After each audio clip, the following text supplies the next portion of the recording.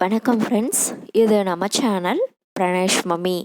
இன்றைக்கு நம்ம வீடியோவில் நம்ம எதை பற்றி பார்க்க போகிறோம் அப்படின்னா 9 மந்த்ஸ்லேருந்து எல்லா வயசு குழந்தைங்களுக்கும் இப்போது ரெய்னி சீசன் ஸ்டார்ட் ஆயிடுச்சு இல்லைங்களா. ஸோ குழந்தைங்களுக்கு எவ்வளோ சளி இருமல் காய்ச்சல் இருந்தாலும் உடனே சரியாகிறதுக்கும் குழந்தையோட நோய் எதிர்ப்பு சக்தியை நல்லா இன்க்ரீஸ் பண்ணுறதுக்கும் ஒரு சூப்பரான சூப் ரெசிபி தான் இன்றைக்கி பார்க்க போகிறோம். இந்த சூப் வாரத்தில் ஒரு 2 நாள் கொடுத்தா கூட போதும், குழந்தைக்கு நல்லா பசி எடுக்கும். அது மட்டும் இல்லாமல் குழந்தைங்களுடைய அந்த சளி இருமல் காய்ச்சல் எல்லாமே உடனே சரியாகும். இந்த சூப் ரெசிபி எப்படி செய்யறதுன்னு பார்க்கறதுக்கு முன்னாடி இந்த வீடியோக்கு நீங்கள் ஒரு லைக் பண்ணிட்டீங்க, உங்களை மாதிரி இன்னும் நிறைய மம்மிஸ்க்கு இந்த வீடியோ யூஸ்ஃபுல்லாக இருக்கும். அது மட்டும் இல்லாமல் இப்போ தான் நீங்கள் ஃபஸ்ட் டைம் நம்ம சேனல் பார்க்குறீங்க அப்படின்னா மறக்காமல் நம்ம சேனலை சப்ஸ்கிரைப் பண்ணிவிடுங்க. இப்போ வீடியோக்குள்ளே போகலாம். ஓகே ஃப்ரெண்ட்ஸ், இந்த சூப் செய்கிறதுக்கு இன்றைக்கி நான் ஒரு 4 ஸ்பூன் அளவுக்கு ஹார்ஸ் கிராம், அதாவது கொள்ளு எடுத்திருக்கேன். கொள்ளோட மருத்துவ பயன் என்ன அப்படின்னு பார்த்தீங்கன்னா, உடம்பில் இருக்கிற தேவையில்லாத டாக்ஸின்ஸ் எல்லாம் வெளியே போயிடும், நல்லா பசி எடுக்கும்.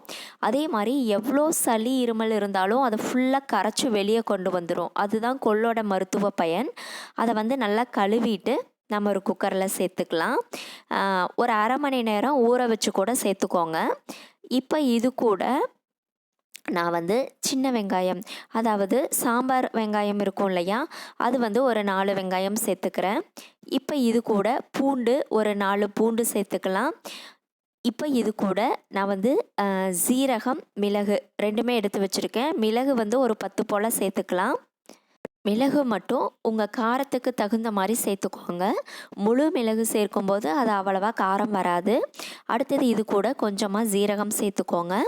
அடுத்தது இது கூட நான் சின்ன சைஸ் தக்காளி, நாட்டு தக்காளி 1 நறுக்கி சேர்த்துருக்கேன். இப்போது இது கூட கொஞ்சம் மஞ்சள் தூள் சேர்த்துக்கலாம். மஞ்சள் தூள் சேர்த்துட்டு கொஞ்சமாக பெருங்காயத்தூள் சேர்த்துக்கலாம். பெருங்காயத்தூள் சேர்த்துட்டு இது கூட கொஞ்சம் ஃப்ரெஷ்ஷான, இது கூட கொஞ்சம் சால்ட்டு சேர்த்துக்கலாம். அதுக்கப்புறம் இது கூட கொஞ்சமாக ஃப்ரெஷ்ஷான கருவேப்பிலை சேர்த்துக்கலாம். கொஞ்சம் ஃப்ரெஷ்ஷான மல்லி இலையையும் இது கூட சேர்த்துக்கலாம். இப்போ இதெல்லாம் சேர்த்துட்டு இது கூட இது நல்லா குக் ஆகிற அளவுக்கு, சூப்புக்கு தேவையான அளவுக்கு நம்ம தண்ணி சேர்த்துக்கலாம். தண்ணி கொஞ்சம் எக்ஸ்ட்ராவே வச்சுக்கோங்க. ஏன்னா நம்ம இது ஒரு 7லேருந்து 8 விசில் விடணும்.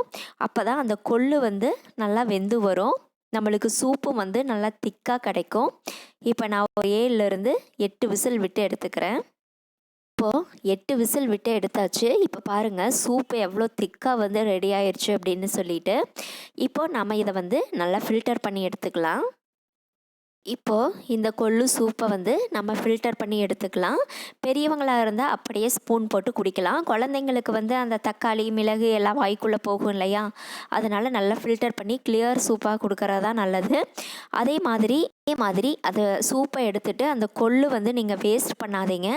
அது கூட ஒரு 2 வரமிளகாய், அதுக்கப்புறம் கொஞ்சம் புளி சேர்த்து நல்லா சட்னி மாதிரி அரைச்சிட்டு நம்ம சாதத்து கூட சாப்பிட்லாம், ரொம்ப டேஸ்ட்டாக இருக்கும். இப்போது இந்த சூப்பை ஒரு சர்விங் பவுலுக்கு மாற்றிட்டு இது கூட தேவைப்பட்டால் கொஞ்சமாக மிளகுத்தூள், குழந்தைங்க காரம் சாப்பிடுவாங்கன்னா மட்டும் கொஞ்சம் மிளகுத்தூள் சேர்த்துக்கோங்க, இல்லைன்னா தேவையில்லை. ஒரு மிதமான சூட்டில் ஸ்பூனில் எடுத்து கொடுத்துட்டீங்க அப்படின்னா வாரத்தில் ஒரு 2 நாள் மட்டும் கொடுத்தா போதும். எவ்வளோ சளி இருமல் இருந்தாலும் சரியாயிரும். அதே மாதிரி அந்த உடம்புல இருக்கிற தேவையில்லாத டாக்ஸின்ஸ் எல்லாம் போயிட்டு குழந்தைக்கு சூப்பராக பசியும் எடுக்கும். இந்த வீடியோ உங்களுக்கு யூஸ்ஃபுல்லாக இருந்தது அப்படின்னா மறக்காமல் நம்ம சேனலை சப்ஸ்கிரைப் பண்ணுங்கள், லைக் பண்ணுங்கள். அதே மாதிரி உங்களுடைய கருத்துக்களையும் கமெண்ட்டில் சொல்லுங்கள். Thank you friends.